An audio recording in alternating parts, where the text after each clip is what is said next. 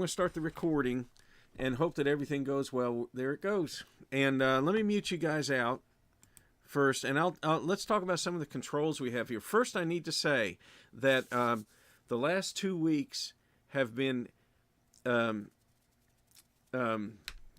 guess, equipment challenged. I don't know why or what's going on. It's like even when I logged on today, my camera didn't work, and there's no reason for it. I just don't understand it unless my system is going through upgrades, and it you know, and it's not supposed to. Anyway, what I'm going to get at is that if I notice a change, or if you notice a change, let me know. And let me bump this back a little bit. And what I'll end up, what actually happens is, you don't need to know the technical side on this side, but I have two cameras. One is the one that you're seeing right now, which is a high def Logitech camera. The second one, which is below it, is the one that comes with a computer. And sometimes there's a glitch, and they switch. Oh, we got your husband's buddy in there too now, huh? All right, he better be a guitar player, or a wannabe, Cindy. So anyway, if that happens, just stand by. You'll still be able to hear me if there's an issue, but what ends up happening is the recording that I'm doing of the class stops. So I need to go ahead and save it before it goes away. There's a glitch in that case. So I'll shut down our system, and I'll reload all my equipment here.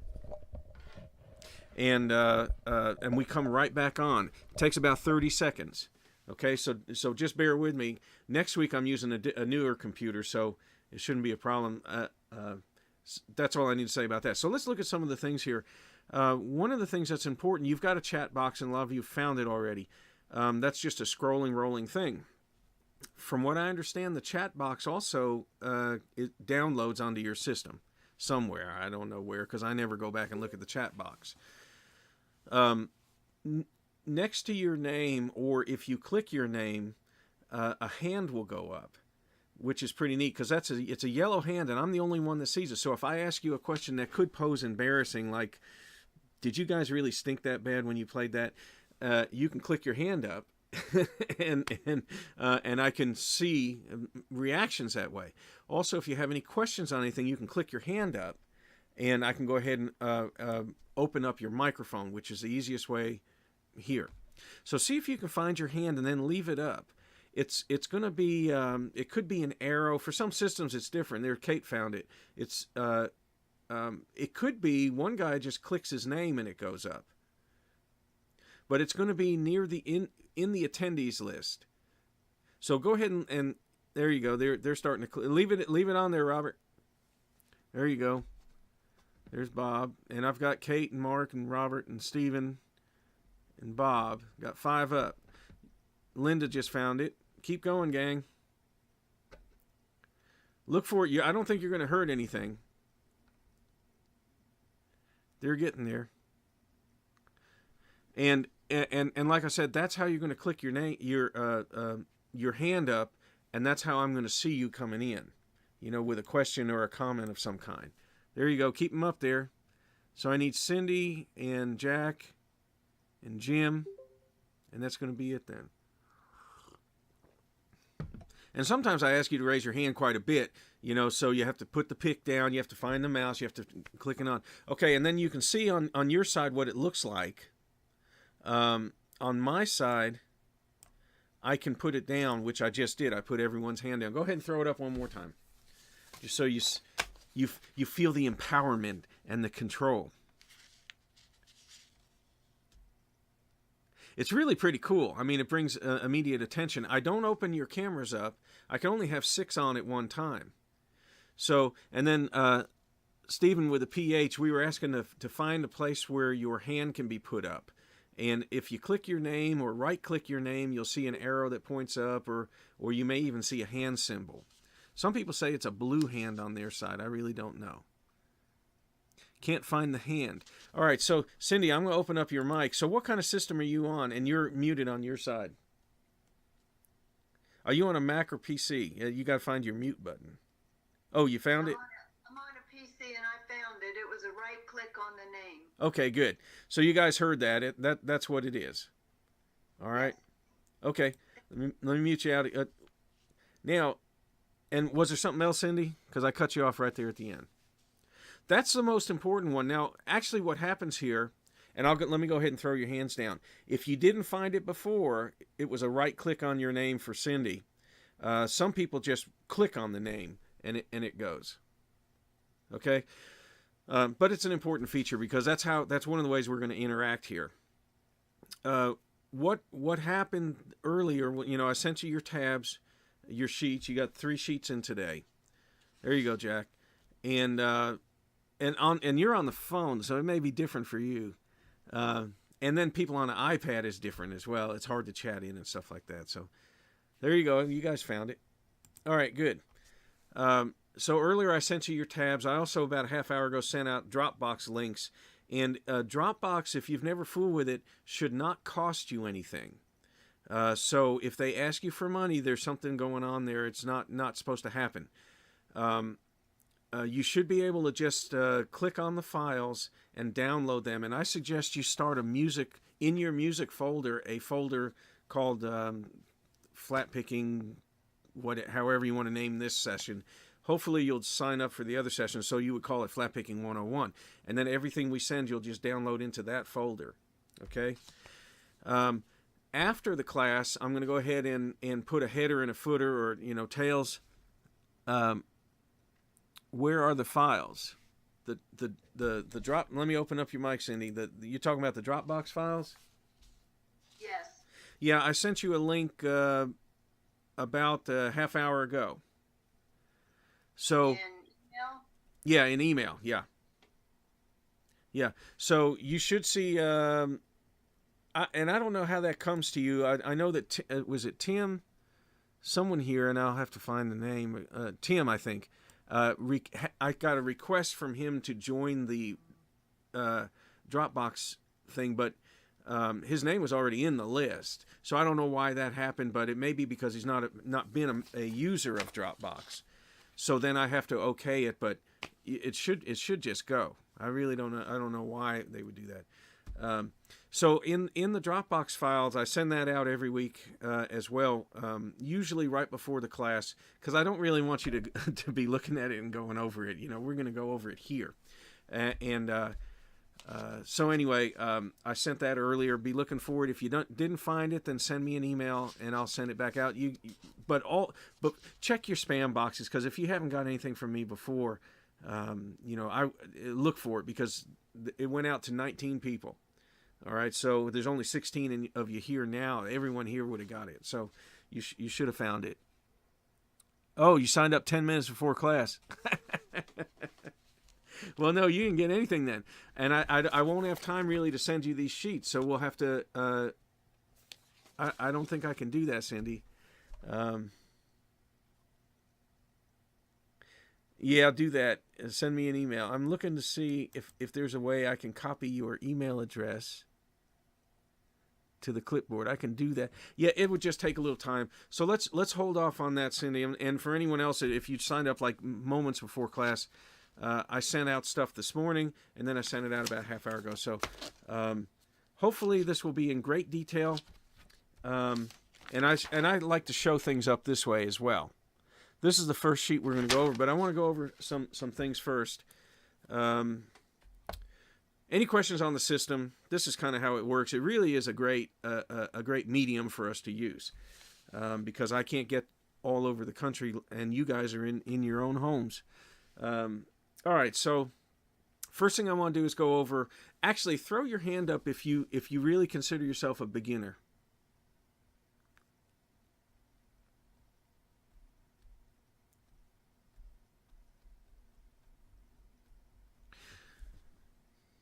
Okay, so then, it wasn't half of you, so I'm somewhere in between. So I need to start from the beginning.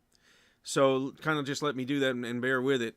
And this is where you're going to decide, not at this point, but by the end of the class, you'll decide if you want to look at the lead 101 or 102. But I tell you, my classes are tougher. I don't want to say tougher and scare you, but they're tougher than regular lessons, because we cover a ton of stuff. So let's get started. First off, let me explain this guitar. This is a a Martin 1957 D18, and this is one that I got a couple years ago because I was looking for a birth year guitar, and it's in great shape. Sounds great. It's got the good hard dry sound of a D18. So let me scoot over here. So let's look at. I want to look at left hand stuff and then right hand stuff. Let's look at left hand first. In order to really do this left hand, let's look at this the chord chart, and I want to look at that C chord. Okay, you can see I've got your first, second, and third finger marked there. If the way you look at these chord charts is you're looking at the guitar straight on this way. Okay, so the nut is at the top. This white piece is the nut. That's at the top of the chart. Okay, that would be right across here, right? And the strings are coming down.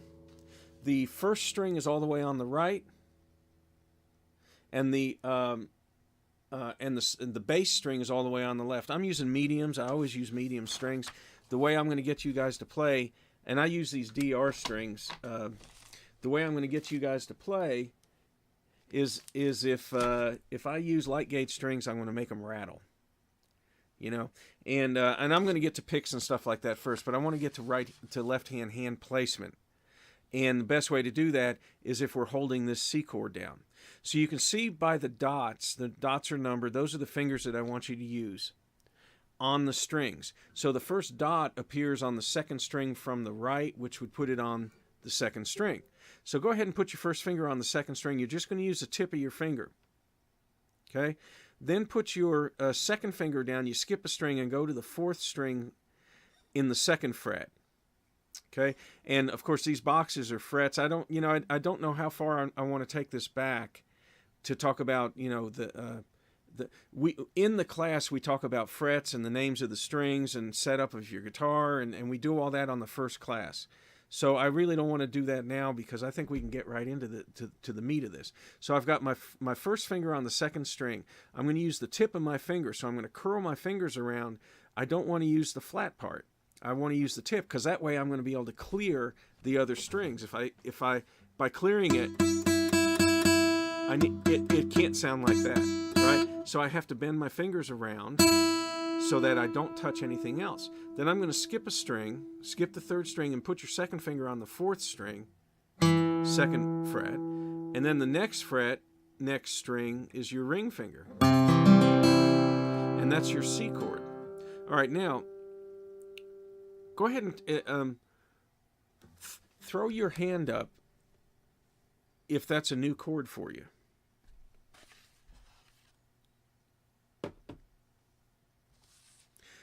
Okay, so no hands have gone up. So now I can assume then that you do know your basic chords. You probably know these chords that are on this sheet, which is good for us today. But if not, then we're going to go through them anyway. So go back to that C chord. What I wanted you to notice is that I'm putting my fingers as far in the fret as possible, as far in that box as possible, right up to the base of the metal of the fret wire, right? On all my strings. I always do that. For the first 2 years of playing, I did not do that, and I stunk. So I'm telling you now, the farther up you push your fingers in the fret, the clearer and the easier it is to push down. And that's what we got to look for. How easy is it to push down? So now, what I've done is I've put my fingers as far in the fret as possible. For some of you, it would look like I'm actually, like this one, it looked like I was on the fret, but I'm not. The pressure is so close before the fret. That's what you need to do. That way you don't have to squeeze a tear out of the neck or make your fingers cry. All right, so then I'm going to take my thumb loose. See, my thumb is loose. I've got lots of air in the back here. See all that? I'm not holding it like a baseball bat. I've got lots of air. My wrist is fairly straight. I don't have my wrist this way. It's fairly straight, right? And I'm pushed up as far as I can be in the fret. My thumb is loose. I'm not pushing down hard now. I'm not pushing at all. Now, what I'm trying to do is set my thumb up for placement. So my thumb is loose, my cord is where it needs to be, and I'm just going to push my thumb. Let's see if I can get a money shot here. Can't really get it. I'm just going to push my thumb straight into the back of the neck. Okay? Now, I still have, if I take my cord loose, look at all that air. That's what I want to have, because that means I can pivot, I can move around, but my thumb is in the correct place to start. And if your thumb is right, then your cord will be right. If I had my thumb pushing back here behind the neck, behind the peg head, then it's going to pull my hand back, pull me out of position. See what I'm getting at there? So that's really important. You need to be as far up in the fret as possible. Hold down the now. We don't count our thumb as fingers, so it's first, second, third, fourth finger. Okay? First, second, third, fourth. All right, put your third finger on the second string, third fret. Now, go ahead and hit that with the pick, and we're going to get to right hand here in a second. Just hit it with a pick. Do not use your fingers. If you don't have a pick there, okay? Just smack it a couple times there. Now, lighten up the touch on your finger. Lighten it up so that the note goes away. All right? Then push it back down just a gram worth of pressure so that it comes back out clear. As light as possible. If I lighten it up any, it goes away. Okay, don't change your pressure at all with the left hand. Slide about in the middle of the fret. Now hit it. Goes away. But a lot of people push in the middle of the fret, which means that you have to push harder. See what I'm getting at? So when you are at the right behind the fret wire, it takes very, very little pressure to push down. And that's what you got to let your left hand get used to. Okay? And, well, you'll feel it in your chords. Any questions on that? Throw a hand up. Okay, so now, well, let me go on then. So we've talked about left hand thumb placement and finger placement. You also want to use just the very tips of your fingers, right? And when you're practicing, you want to take a look at your fingers every once in a while and see, do I just have one line going across there? Now, you can see my fingers are not, I would call myself an active player, but my fingers are not calloused up like it looks like there's a dime glued on the end of them, you know, like some people do. It does not take a lot of pressure, and I keep using the same slot every time. You see the slots on my fingers? I keep using the same ones every time, so I only have to callus that one little area, typically. Okay, so that's what you want to look for. If you have 3 or 4 different lines appearing on the end of your fingers as you're practicing, you need to really focus on getting in the same place every time. Okay? Questions, comments? Anything there, just throw a hand up. And you'll notice I have to look around. It's not like I got the shifty eye going on. But I have a camera here I'm looking at for a monitor to make sure I'm in the shot. And I have a attendees board, which has your hand going up. And then I have a chat box underneath it. For me, the last thing there is what strings do you use? And I think we covered that. Okay? All right, so there's your left hand placement, left hand fingerings. Let's look at the right hand. Now, my grip on the pick is the same if I'm playing rhythm or lead. I use, on the internet, these are called Steve's Too Thin Yellow Picks. These are made, you can see at the very bottom there it says Tortex. These are Dunlop picks. Dunlop makes them for us. And these are our camp picks with our camp dates for next year. Cute, huh? But it's a 73 millimeter made of Delrin material. The material is important because you can't break these picks. Regular plastic picks, those brown picks, like these, I'll break those in 3 or 4 songs. These you can't break. They're thin enough that I can dig in deep, which I'm going to ask you to do, but I can still drive through the string. If I use a real heavy pick, I can't do that. I have to play just on the tip of the pick, and that's not good. It gives you a really thin, don't listen to me kind of sound. Right? I sink about a 1/2 inch of pick in there. All right, we'll get to this in a second. All right, so the material is Delrin. Like I said, it also sticks to moisture. So if it starts to slide around in my hand, which after we get this grip down, it should not do. But if it does, like if I play in a real dry area, I just put a little lick on my finger, and that pick is stuck there.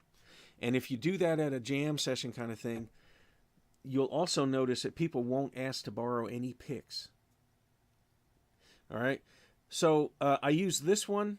Oh, and another thing is when the edges get worn, instead of throwing it out, I can just buff it out on a carpet. Buff the edge out, and it's slick like a brand new one again. So it's a really good pick. 50 cents. I have them on my site if you can't find them. Anything that I use, I have on my site. With the exception of this this D18. The other pick I started using is a blue chip, but he makes this special for me. You can see it says a 30. He won't make that for the stores. He won't do that because blue chip has a great feature, customer service, whereas if you break their pick, they'll send you a new one. You send them the pieces. Well, he doesn't want this one out in the stores because it's pretty thin compared to the other ones that he makes. But he wanted me to use his picks for years, and I just said, if you can get them down to about 73 millimeter, then I'll use it. Well, I can't do that. Well, he ended up getting it down to 75. And it's a great pick. It really glides off the string. They're just expensive. But I've got them on my site as well. Like I said, they glide off the string. This one is about 4 years old for me. So it was worth the money. And these picks I have on my site for 12 in a box for $10. These blue chips are actually $40 a pop. So if I am at a workshop and I let people play this, I have them check it out. They have to sign off on it. Okay, questions on anything? Just throw a hand up. It's easy to just open up your mic. All right.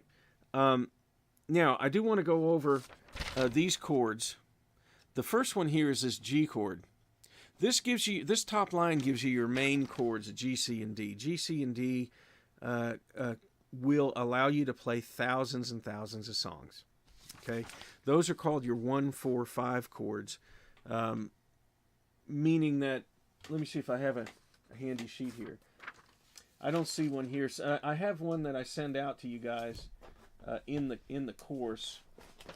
I may have one here. I've got reams of sheet music all around me, but I don't see it here, so I won't be looking for it. But and we don't need to get into 1, 4, 5s right now. But I've already opened up the can of worms, so let me go ahead and do this. What's neat about this is if I have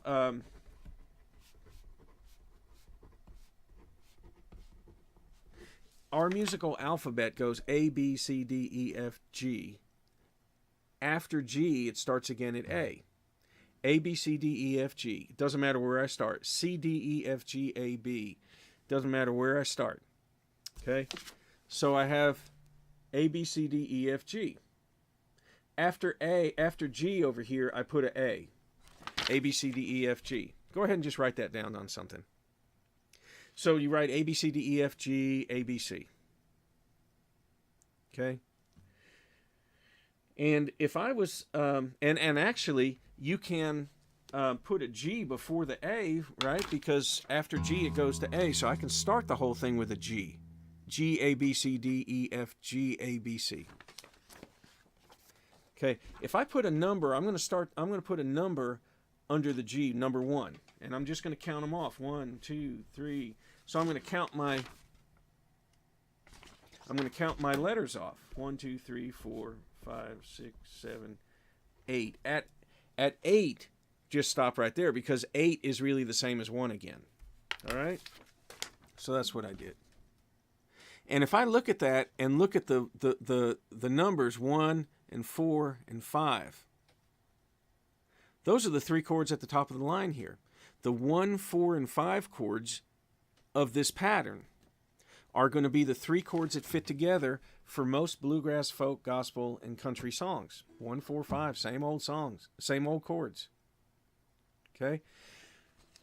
Now, what happens is when I'm playing a song, if they say, let's do Wabash Cannonball, the key of G. Well, they've pretty much told me what the first chord is, though I'm not really sure. But it's going to be 1, 2, 3, 4, 5. It's going to be the 1, 4, and let me see, get my fingers right. 1, 4, and 5. Right? So G is here, A, B, C is here, and D is here. 1, 4, and 5. So I'm on this one. I'm strumming along. My spidey sense starts to tingle that there's a chord change about to happen. That means I'm either going to go to this one or this one, the 4 or the 5, more than likely. So I jump to the 4, which would be a C chord. That doesn't really sound right. It makes me do this. And if you're playing along and this ever happens, something's wrong.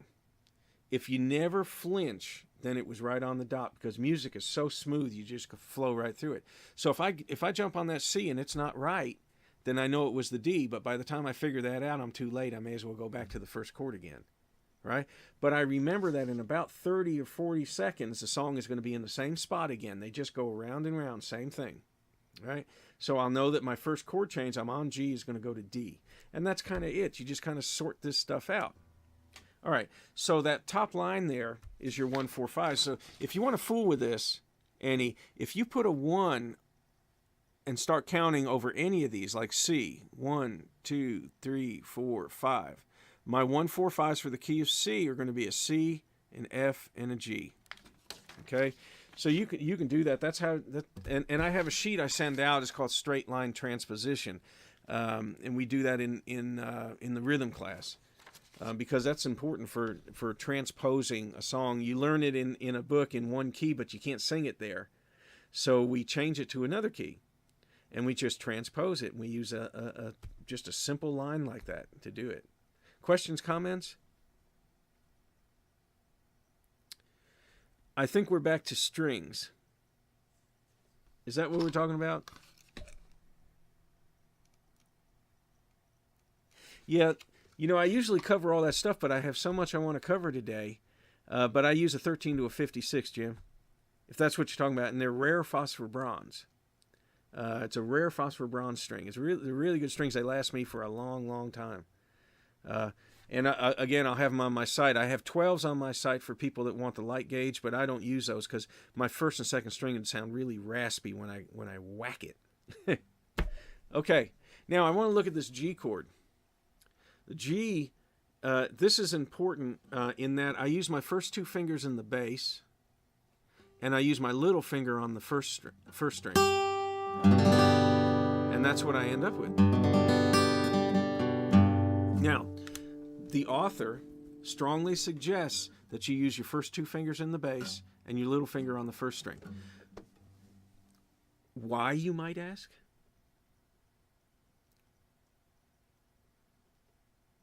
I'm waiting for someone to say why, but that's okay. Is because when I first started, I couldn't reach across there. Thank you, Mark. When I first started, I couldn't reach across there. So I ended up having to spread out my hand as far as I could go. So if you have small hands, this is an easy way to do it. This ring finger's not doing anything. Okay? What actually happens, and let me show you a few things. One is that if I take my ring finger and put it on the second string, I have an additional D note added to the chord. It's just a fuller sounding G chord. Here's without, here's with. You hear the high tones change. Okay? Now, go ahead and hold down this chord like this. First and second finger in the bass on this, on the 5th string, 2nd fret, 6th string, 3rd fret. None of you put your hands up when I asked if you knew a C, if you had never heard a C chord, played a C chord before. So I'm assuming that you have played a G before. So I'm in the first 2 fingers in the bass, little fingers on the 1st string, ring fingers going to the 2nd string, 3rd fret, and you got that down. Strum it loud and proud. Okay. This finger can shoot across the strings here and make different tones, right? If I take this ring finger and go to the 3rd string, go ahead and hit the third string, 3rd fret. Hit that loud and proud. I'm not going to do it because I know the answer to this already. That's a chord that I never want to hear again. It sounds like this. Ew. So I don't do that, but if I go to the 4th string, I have a real juicy, deep G7 chord that I like to play. Okay, so I'm holding down the 6th, 5th, 4th string and the 1st string, and that's a nice dark G7. It's not like the whiny G7 that they show us first. It's a nice dark one, and if you hold your G chord this way without that ring finger down, it's easy to get to. Okay, now that's one reason to hold with this way. The other reason is when you start going to your lead. Typically, I'll play in the key of G using my 1st finger on the 2nd fret, 2nd finger on the 3rd, 3rd finger on the 4th.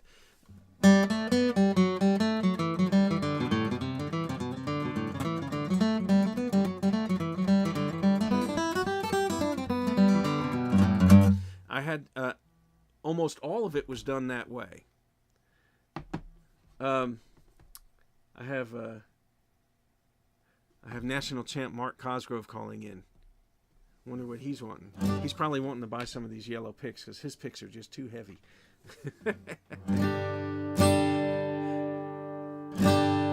Okay.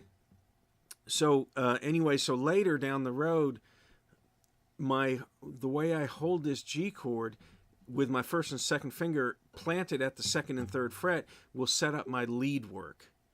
Okay, and that's why that's the main reason I think I want you to get used to playing a G chord that way. Now, there's nothing wrong with playing it this way. There's nothing wrong with playing it this way. I can play it all 3 ways because I've practiced all 3 ways, which you should do as well. Okay, now again, to set up your left hand, you hold your chord with your fingers up in the fret as far as possible. You take loose your thumb. You set it straight down where it's comfortable. And that's where your thumb needs to get used to sleeping while you're doing your chords. All right, questions on anything? Okay, let's look at hold the G chord again. Now I'm assuming now that you know the D. I would say yes because you all knew C and you would learn D around that time. All right, you're holding the G now. Let's look at the right hand. Actually, drop the G for a second. Let's look at this right hand. I'm holding the pick the same way, like I said, for rhythm and for lead. I use the side of my 1st finger. And the side is when you thumb wrestle somebody, right? You got their hand hooked in there, you're thumb wrestling. The side of your fingers is right there. Okay? It's not your fingerprint, it's the side. And then your thumb comes down. Now, I'm only going up, let's see if I can find a money shot here. I'm only going up to my 1st knuckle, not past it. I don't want to go past it. Just to the 1st knuckle. Then my thumb goes down, and that way when I hold the pick, it's just about straight out from my thumb. Actually, it's more like it was a flag off, and I wish I could, it's more like it was a flag off my thumb. See that? Let's go that way. My thumb print is holding the pick, and then the side of my finger. That's a lot of surface area on there, and because of that, because I have a lot of surface area, the pick won't slide around in my hand. It shouldn't. With a minimal amount of pressure with my thumb. It's your thumb that tightens down on that pick. These 2 fingers will hang out loose. Okay? And when I'm playing rhythm, I want to make my right hand look like it's shaking off water. Okay? And that'll give me a nice percussive strum. All right, so go ahead and hold that G chord again.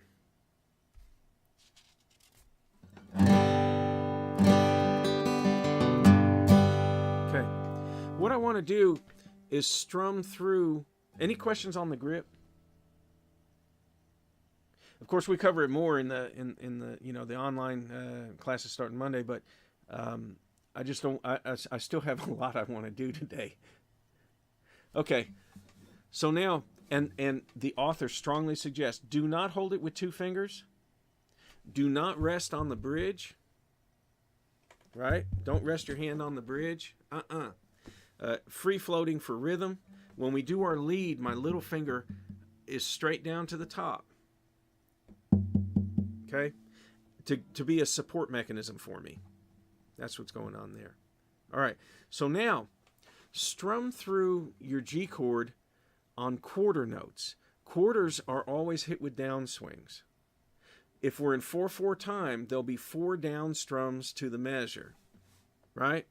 But quarters are straight downs.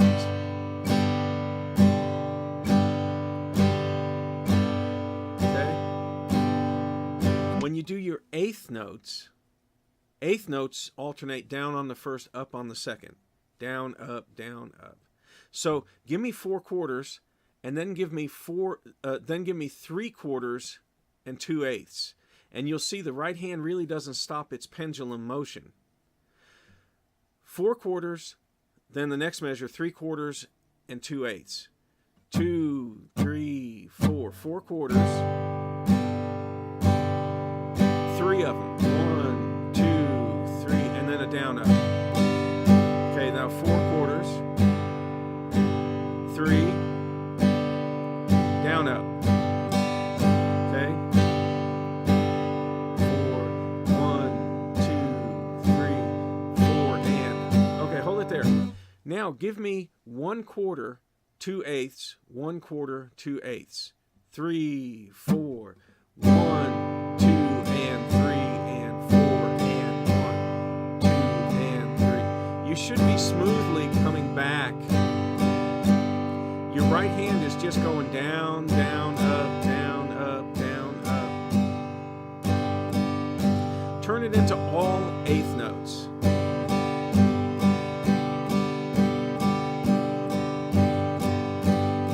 Give me 2 quarters and then 4 eighths. Down, down, down, up, down, up. All right. Last. Hold it here. All right. Anyone have any trouble with that? Throw a hand up. Of course, I'm the only one that sees a hand go up. Don't be bashful, guys. Okay, so no one had any trouble with that. What you were doing, we're playing quarter notes and eighth notes with the right hand, and if you're hitting a single string, it does exactly the same thing.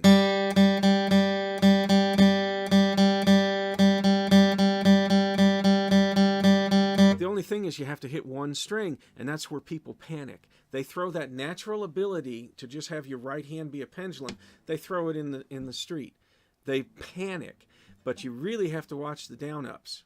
I can't say that enough. Watch out for your down-ups. If you've been in any of my classes, you heard me say it. Watch out for the down-ups, because that's your speed mechanism, and that's your timing mechanism.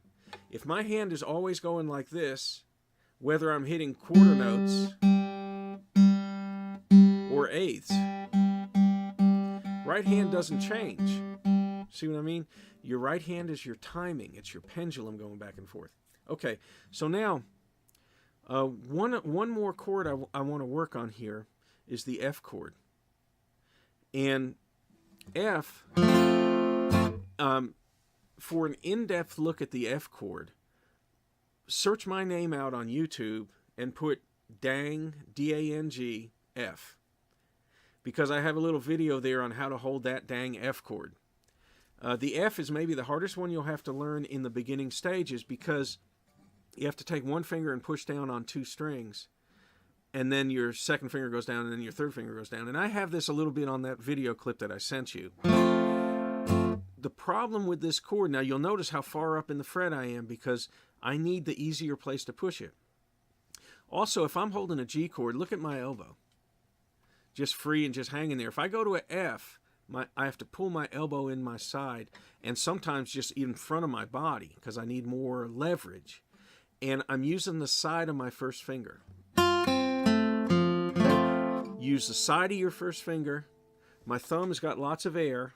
Don't grip it like a baseball bat. You see it change your first finger all the way. All right?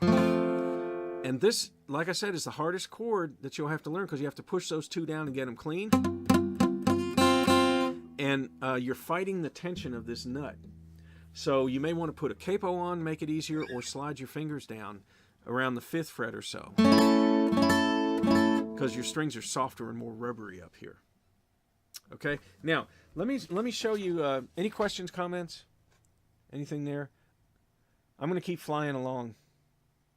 you guys review back to the video. Now I'm at 39 minutes and 55 seconds. All right, so somewhere around that time is when we're going to talk about this next page. All right, G, D, and F chord rhythm. All right, now in the song that I've decided to send you today is Old Joe Clark. Some of you may already know that song, but it's a beginning flat picking tune, and that's kind of where we are right now. Now, on the rhythm page, this would be, and I don't have them numbered, but this one would be your second sheet that we're looking at, right? Okay, if you hold the G chord, is there anyone here that's never read tablature, the number system? Go ahead and just throw a hand up. If you never read it, don't be bashful, folks. Okay, several of you threw your hand up there, so let me just go over this real quick. You have on the. I'm not going to teach you how to read notes. I can do that another day. It only takes a few minutes, but not today. I'm going to teach you how to read these numbers. You got 6 lines that go across. The highest line up here is your first string. And the bottom line down here is your 6th string. Right? Now, the number on the string tells you what fret to hold down. If you were holding a G chord, go ahead and jump on there.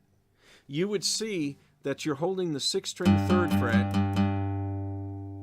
So what I'm going to do is actually, in this case, if I see a stack of notes there, I'm just really going to look and see what chord's written above the measure, and that's what I'm going to hold down. More than likely, I'm going to be right. Okay? You'll see on the first thing there is a number with just one stem on it. That makes it a quarter note. That makes it a downswing. Then I have a stack of notes I have to hit all at one time. Okay? And that's my G chord. If I look at it, I'm holding down the 1st string 3rd fret, 2nd string's open, 3rd string's open, 4th string's open, 5th string 2nd fret. So you can see it's your G chord written out. Okay? So the first thing I do is hit that 6th string and then strum. And then the 4th string open. The 0 is an open string. And then strum. So that G measure will sound like this. 6, strum, 4th string, and then strum. At the same time, I'm going to make my right hand look like I'm shaking off water. Okay? And that's the way that chord will play out. If I look at the D chord, I'm going to jump on D, because that's what's written above the measure, and I see a stack of notes coming up, so I can assume that it's a D. Not always, but I'm going to assume it. All right? And it says hit the 4th string open, and then a strum, shaking off water. And if you're not sure what I'm talking about, shaking off water, when we're done here, go to the kitchen sink and put a drop of water on the back of your hand and see what it feels like to have to shake that off. And that's what your strum should sound like, because it changes it from this, just a regular strum, to this, which has so much more dynamic to it. Okay, so what the D measure is telling me to do is hit the 4th string and strum, and then the 5th string open and strum. Okay? And I just do that over and over until I'm comfortable with it. Now, I'm not always going to hit the strings I'm aiming for, but I'm going to keep the order in mind. So, notice my strum is not really loud either. You don't have to hit it hard. You don't have to hit it loud. And the people that are singing around you will appreciate that so much more. Nice whip. Okay? But if I hit the wrong string, like that, I'm going to keep track of where I am and get back on track. Okay, any questions so far? Throw a hand up. Don't be bashful. All right, let's look at this F. You may or may not be able to hold the F chord right now. There's something I didn't mention earlier is that, in the very beginning, you got these mushy, baby soft skin hands. And the strings are going to sink in there like cheese cutters. After about a week, you're starting to toughen up. And so when they're sinking in like cheese cutters, the tendency is to push really, really hard, squeeze it really tight. After you build up your calluses, keep this in mind. Lighten up on your touch because you don't have to push as hard. Okay? Now the F, you may or may not get a sound out of it right now. What we're having you do here is hit the 4th string 3rd fret, which is the bottom of your F chord, strum, and take that finger and move it down to the 5th string, 3rd fret, and I'm going to mute out the 4th string. My ring finger's touching the 4th string just a little bit. It's not up like this. It's laying down a little bit. So if I mute that out, I can hit that string in my strum. No one's ever going to hear it. So this is alternating your finger on the rhythm. Okay? Now, the next thing we have here, and I'm going to hurry this along, because I think you can review this and catch what I'm talking about. And if not, then I want to see you on Monday and Tuesday, and you can ask your questions then or email me through the week. Okay? The next, does anyone have any questions on these strums so far? Looking at the line underneath that, these are called bass walks, and they connect our chords together. The first one is a G bass walk that leads me to a D chord.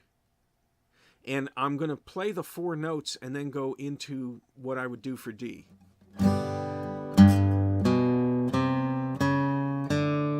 You can hear where it's going. I'm on G, then I start that walk. Then I'm in D, okay? So I hit the 6th string. Now, keeping in mind, I'm using these fingers because I stay in position. 2nd finger starts, 1st finger, 2nd finger next, 3rd finger, and then I'm going to hit what I'm supposed to hit for D, which is the 4th string open. Okay? The next one is a D bass walk that brings me back to G. So I'm on D, I'm going to strum it to get the sound of the chord in my head, 4, strum, 5, and then I'm going to try the walk. And that was the 4 notes written there, and now I'm going to go to what I would normally hit for G, which is the 6th string. So going back to D, bring it on. Okay, so those are 2 walks. I've got those in the Dropbox file for you. Let's look at how we use them. Okay, when I'm looking at this old Joe Clark, I'm looking at 2 separate things. I have chords written above all the measures, and then I have the melody written in the song itself. But if I just look at the chords, I have 1 measure of G, which I know now is hit the 6th string, 3rd fret, strum, 4th string, strum. The next measure, G. So I'm just playing the rhythm. I got 3 measures of G. 2, 3,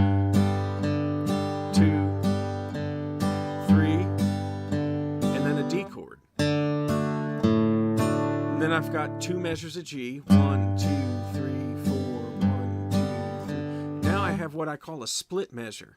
Half of it's G, half of it's D. So I do half a measure of G, boom chuck, and then D, boom chuck. And then back to a whole measure of G. Okay? You see how that works? So I'm going to play through the rhythm first, all the way down to the bottom of the page. Then I'm going to go back and play my melody. Now, any questions on that? When you're hitting each measure, count out 1, 2, 3, 1, 2, 3, 4. Get used to counting 3, 4, 1, 2. Because the beauty of this stuff is typically when you feel a chord change coming and your spidey sense starts to tingle, it's going to change on the first beat of the measure. If not, then it's going to be like the 7th measure here where it's split in the middle, right? But it's going to change on the 1 beat. So if I'm counting 1, 2, 3, 4, 1, 2, 3, 4, 1, 2, 3, 4, 1, it's going to change on the 1. Okay? Get used to counting. It's so important. All right. So that's how you do your rhythm here. Now, the bass walk will substitute the rhythm on the measure before the chord change. Okay? So if I look at the first line here, the measure before the chord change is the 3rd measure. That's that G. And it's a G that goes to D. So I can substitute that bass walk. Here's my first measure, 2, 3, 4. 2nd, 2, 3, 4. Now I'm going to substitute my boom chuck for the bass walk. Okay? And then I go back to regular rhythm. Now, I could put my G walk that goes to D and then my D walk that goes back to G, back to back if I wanted to.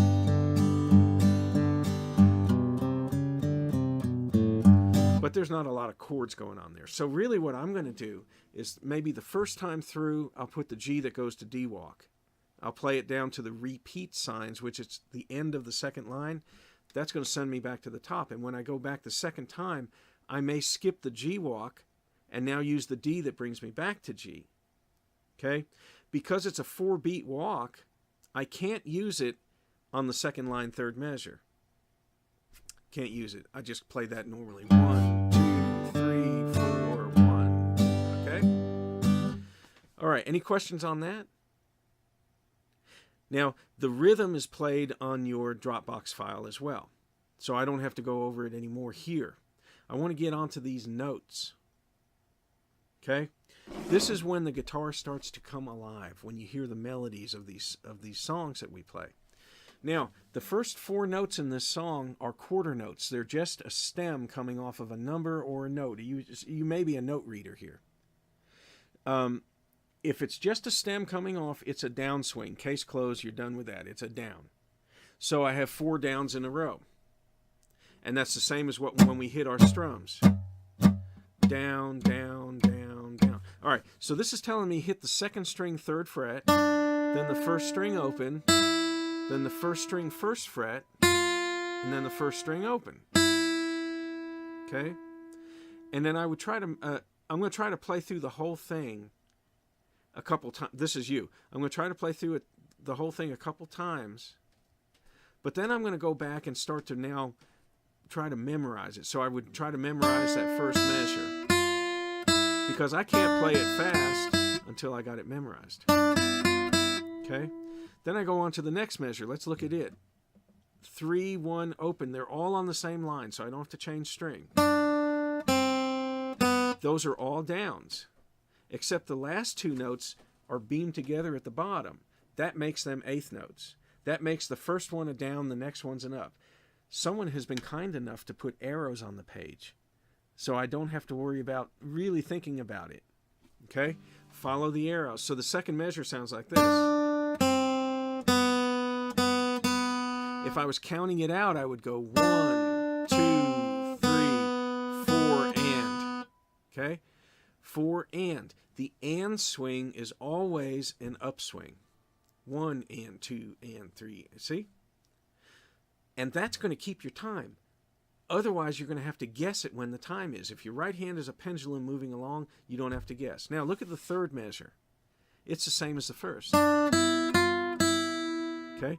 If I had the first memorized, I've got this one now memorized. Now, the fourth measure, we played this in our rhythm. Quarter, eighths. Quarter, eighths. It's the same thing. It's a quarter on the... it's the third fret. Down, down, up, down, down, up. Down, down, up, down, down, up. Okay? If I go on to the next measure, second line, measure 5, it's the same as the first measure. If I had it memorized, I'd be done with that. The next measure is just about the same as the second measure, except that I see that the open strings now are not on the second string, but they're on the third. Okay? And then we have our typical fiddle tune ending. Dut, da, da, da, da, da, da, da, da, da. Notice my little finger is down without a lot of pressure. Okay? I didn't really get into your swing here, but we did talk about them being down and then up. I'm not on the bridge. So what ends up happening with my right hand, as my little finger glides, I'm playing from my wrist. My arm is just resting on the guitar here. I'm not holding my arm up like I was playing a Fender Stratocaster. I'm going to rest on it, okay? And I'm going to use my elbow to change me to the different strings, and my wrist has the same action all the way across there, okay? I'm going to try to sink my pick in about a ½ inch while I'm playing really slowly. It's all the way down to my... oh, I'm glad I had a top on that one. It's all the way down to my thumb. And my little finger's touching the top. This finger may bounce off the top every once in a while. Don't worry about it. Okay? All right, so now I'll play through the whole thing in just a second. We're still good on time. If I look at the second part, which is starting at measure 9. Fiddle tunes have 2 parts typically. The first part is 8 measures, it repeats. Then the next part is 8 measures and it repeats. All right, so I'm on the second part now. Third line, I have a down, down, up, down, down, down, down, up, down, down. Next measures down, down, down. Okay, now there's only 3 note numbers written in that measure. Quarter notes get 1 beat. If you look at the notes, I got 2 black notes. Those are 1 beat each, but the one that's not colored in gets 2 beats. Okay? Tab generally doesn't reflect that. You know, when I handwrite tab, I can show 2 beats, but in this computer world, it just doesn't do that. So keep that in mind. It's going to be 1 and 2 and 3 and 4 and. It rings for 2 beats long. Or we say it gets 2 counts. Okay? Now I'm on the third measure. Third string open. And then I have this little swoop over the open to the 2. That's a hammer-on. Okay? Hammer-on is always is shown with a little slur over the top. The slur technically tells me that my right hand is responsible for the first note, and my left hand is responsible for the second note. That's what the slur tells us. It's either going to be a hammer-on, like that is, from a low number, like a open to a 2 or a open to a 1.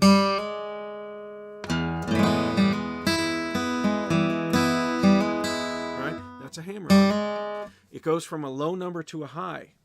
If it's going from a high to a low, it's a pull-off. It's just the opposite. Hit the note, dig underneath the string, and pull off. Right? So the third measure will sound like this. Okay? The hammer-on is done sharply. If I just push my finger down, it goes away. So you really want to have a nice attack. Next measure. Okay? Now, I'm up to the last line, second measure. It's exactly the same from there. Measure 14. You see at the beginning of the line there's numbers. So the first measure on that line is 13. Measure 14, 15, 16 is exactly like measure 6, 7, and 8. If you had the first part memorized, you already got the bottom memorized. So memorize it as quick as possible. All right, so this should sound like this. I'm at 57 minutes and 41 seconds. From the top. 1, 2, 3, 4.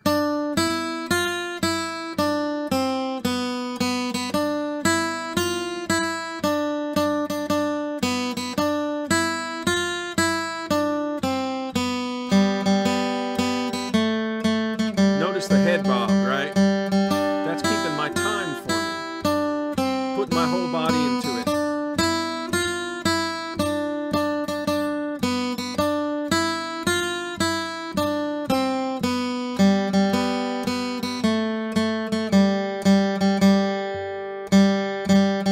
I'm on the second part, right?